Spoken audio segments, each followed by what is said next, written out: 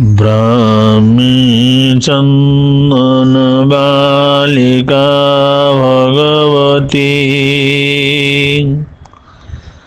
राजीमती द्रौपदी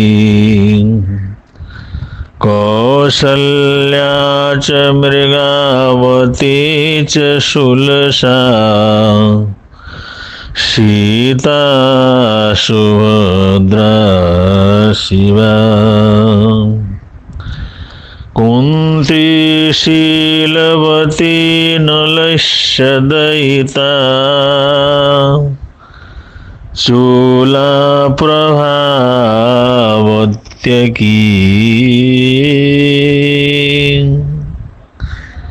पद्मावत्यकी सुंदरी दिनमुखे कुर्वन्तु नो मङ्गलम् कुर्वन्तु नो मङ्गलम्। शास्त्राभ्यासो जिनपति स्तुति संगति सर्वदार्यै सत्साधूनां गुणगणकथा दोषवादे च मौनम् सर्वस्यापि प्रियहितवचो भावना चात्मतत्त्वे सम्पद्यन्तां मनोभवभवे यावदेते पवर्ग सम्पद्यन्तां मम भवभवे यावदेते अपवर्ग यावदेते अपवर्ग।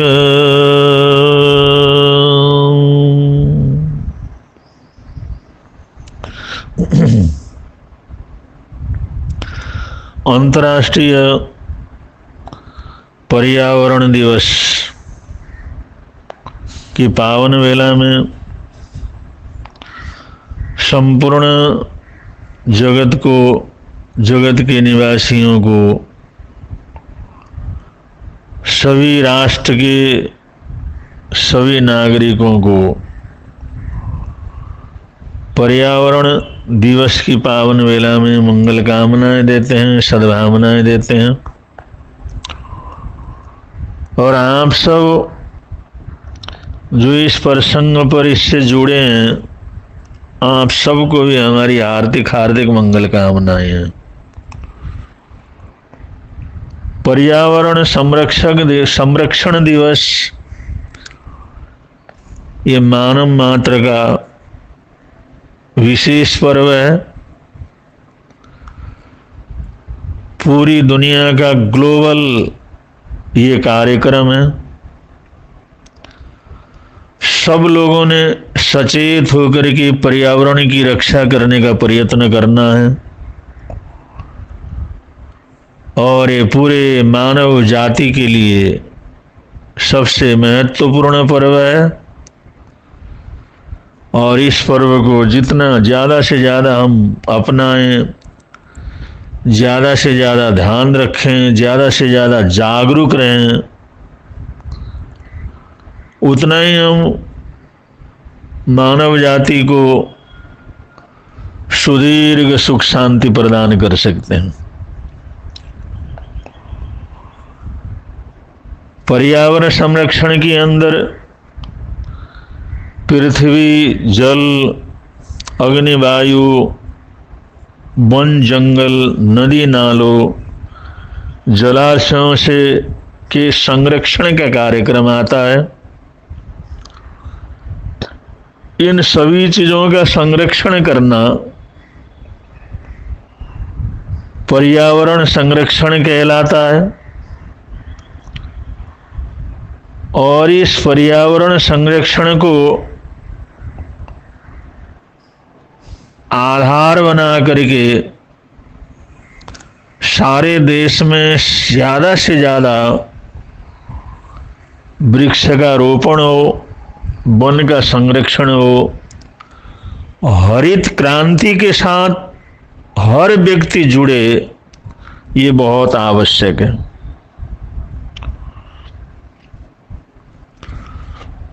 हरित क्रांति जंगलों का संरक्षण, वृक्षारोपण, नदी नालों जलाशयों का संरक्षण आज संपूर्ण जगत के लिए बहुत आवश्यक कार्य है और हर व्यक्ति को इस कार्य में सहभागी होने की जरूरत है। अगर इसकी महत्ता को हम समझें,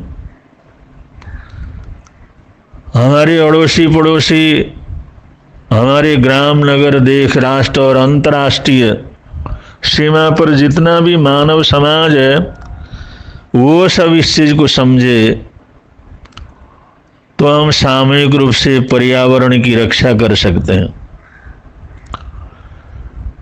मानव शरीर के लिए सबसे बड़ा आधार है प्राणवायु, ऑक्सीजन। प्राणवायु के बिना, ऑक्सीजन के बिना मानव पल भर भी जिंदा नहीं रह सकता।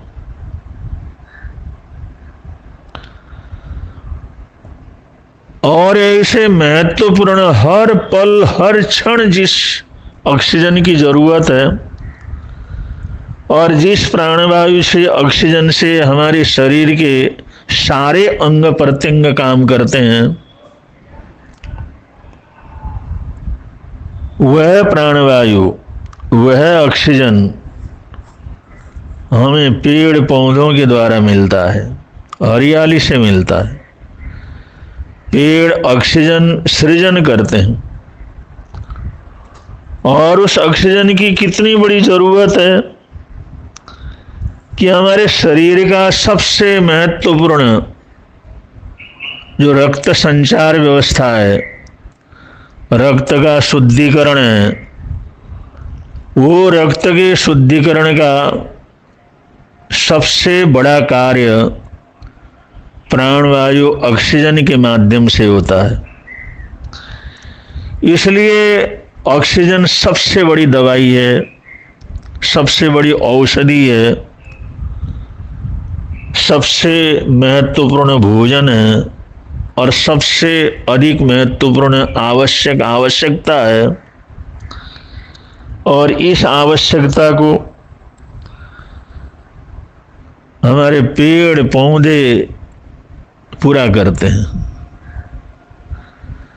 तो इन पेड़ पौधों के प्रति हमारे मन में कितना आदर, सत्कार, सम्मान होना चाहिए।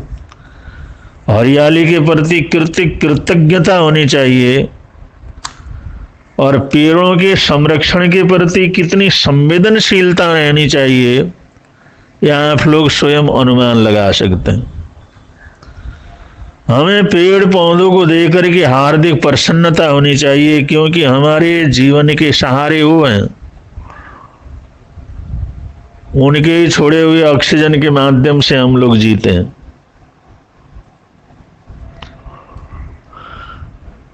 तो इतना महत्वपूर्ण वृक्षारोपण का और वन संरक्षण का, हरित क्रांति का ये महापर्व है। और इस पर्व को हम सिर्फ बोल करके मनाना नहीं है। ऐसा कभी भी मौका मिले, कभी भी चांस मिले, हमारे को वृक्षारोपण के द्वारा, पौधारोपण के द्वारा, जन संरक्षण के द्वारा हमें ये पर्यावरण संरक्षण का, पर्यावरण संरक्षण दिवस का महोत्सव जब कभी भी मौका लगे तो हमें मनाने का प्रयत्न करना चाहिए। और बहुत से समाज में जब कभी भी किसी की डेथ वगैरह होती है तो संस्कार कर देते हैं और संस्कार भूमि में कुछ पेड़ पौधे लगा देते हैं। ये भी एक बहुत अच्छी परंपरा है। कोई भी कार्यक्रम होता है, कोई जन्मदिन का होता है, विवाह का होता है, या मैरिज एनिवर्सरी का रहता है, और भी बहुत से ऐसे खुशी के प्रसंग आते हैं, ऐसे प्रसंगों को भी पर भी पेड़ पौधों को लगाने का, वृक्षारोपण का ध्यान रखना चाहिए कि और जो काम करते हैं उसमें वृक्षारोपण को भी एक आवश्यक कार्य के रूप में उसमें जोड़ें। अगर ऐसे हम अपने जीवन की खुशी के साथ, अपने जीवन के गम के साथ, ये जिंदगी के हर सुख दुख के साथ अगर वृक्षारोपण के द्वारा पर्यावरण की रक्षा का ये महत्व अगर जोड़ेंगे, ये कार्य को जोड़ेंगे, तो हम अनायास ही बहुत बड़ी पुण्यवानी को इकट्ठा कर सकते हैं। सद्भावनाओं से जन्म जन्म के कर्मों को तोड़ सकते हैं, अपनी पुण्यवानी को बड़ा बना सकते हैं। और ये पर्यावरण रक्षण के लिए जरूरी है, उसके लिए जो विधान बनाए गए हैं कि हमने पृथ्वी को, जमीन को, जंगल को, नदी नालों को, जलाशयों को, वायुमंडल या वातावरण को सभी प्रकार के प्रदूषणों से, जो प्रदूषण औद्योगिक प्रदूषण हो सकते हैं, जहरीले केमिकलों से निकलने वाले प्रदूषण हो सकते हैं, उनसे उनकी सुरक्षा रखनी है, उन प्रदूषणों से बचा करके रखना। इसलिए स्वच्छ भारत का आंदोलन, प्लास्टिक के कचरे से मुक्त देश को मुक्त करने का आंदोलन, खतरनाक केमिकल गैसों और धुएं से वातावरण को सुरक्षित रखने का आंदोलन, ये पर्यावरण के प्रदूषणों से, पर्यावरण को प्रदूषणों से संरक्षण देने के कुछ राष्ट्रीय उपाय हैं, राष्ट्रीय आंदोलन है। और इन कार्यक्रमों में भी जिस किसी प्रकार से हम जुड़ सकते हैं तो जरूर जुड़ने का प्रयत्न करें, जिससे हम अपने जीवन की खुशी सबको बांटने में समर्थ हों और ऐसा प्रकृति रक्षा का, पर्यावरण की सुरक्षा का, स्वच्छ भारत का या प्रदूषण के उन्मूलन का ऐसा भाव जब मन के अंदर आता है, विचार मन में आते हैं और उसके लिए चर्चा करते हैं, प्रयत्न करते हैं, एक दूसरे को सलाह देते हैं, इसमें कुछ डिस्कस करते हैं और कुछ न कुछ कार्य कर गुजरने का प्रयत्न करते हैं, तो स्वाभाविक रूप से आंतरिक शांति मिलती है, आंतरिक खुशी मिलती है, एक सद्भावना और प्रेम की धाराएं हमारे जीवन के अंदर बहने लग जाती हैं। तो इससे मानसिक संतोष और मानसिक शांति भी मिलती है, बौद्धिक विकास इंसान का होता है। तो इसलिए ऐसे उपक्रमों में सब लोग जुड़ें, अपने जीवन को सार्थक बनाएं। और ये जून जुलाई का महीना ऐसा महीना है, इसमें जितना वृक्षारोपण का काम किया जाए, जितना पर्यावरण के संरक्षण के लिए संकल्प लिया जाए।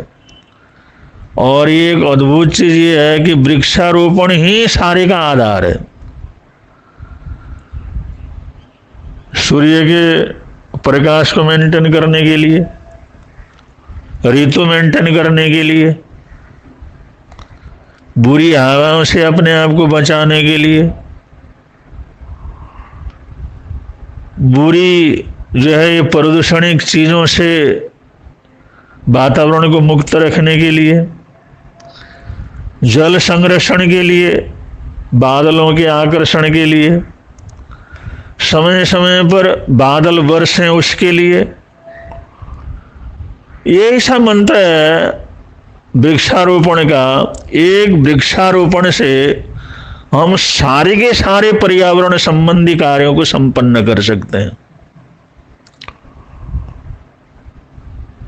तो ऐसा उपक्रम जो आराम से हम कर सकते हैं, बिना मेहनत के कर सकते हैं, बिना खर्च किए कर सकते हैं, और बड़ी खुशी खुशी कहीं भी किया जा सकता है। अपनी जमीन हो, सरकारी जमीन हो, स्कूलों की जमीन हो, हॉस्पिटलों की हो, जेलों की हो,